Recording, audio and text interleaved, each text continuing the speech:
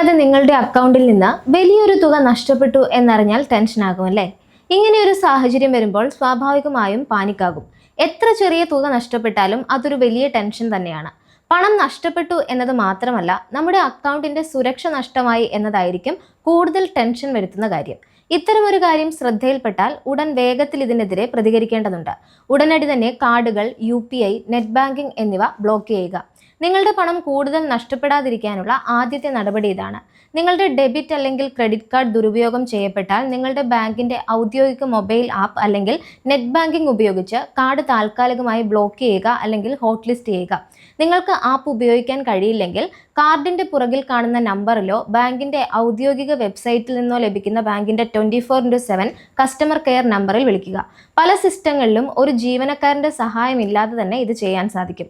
കൂടാതെ ബാങ്കിന്റെ ഔദ്യോഗിക കസ്റ്റമർ സപ്പോർട്ട് ഇമെയിൽ വിലാസത്തിലേക്ക് ഒരു ഇമെയിൽ അയയ്ക്കുക. നിങ്ങളുടെ അക്കൗണ്ട് നമ്പർ, ഫിനാൻഷ്യൽ ഫ്രോഡ് നടന്ന തീയതി, സമയം, തുക, കംപ്ലൈന്റ് നമ്പർ എന്നിവയാണ് അതിൽ ഉൾപ്പെടുത്തേണ്ട വിവരങ്ങൾ. ബാങ്കിനൊപ്പം സൈബർ ക്രൈം ടീമിനെയും റിപ്പോർട്ട് ചെയ്യണം. സൈബർ സാമ്പത്തിക തട്ടിപ്പുകൾക്കുള്ള ദേശീയ ഹെൽപ്പ് ലൈൻ നമ്പറിലും വിളിക്കാവുന്നതാണ്.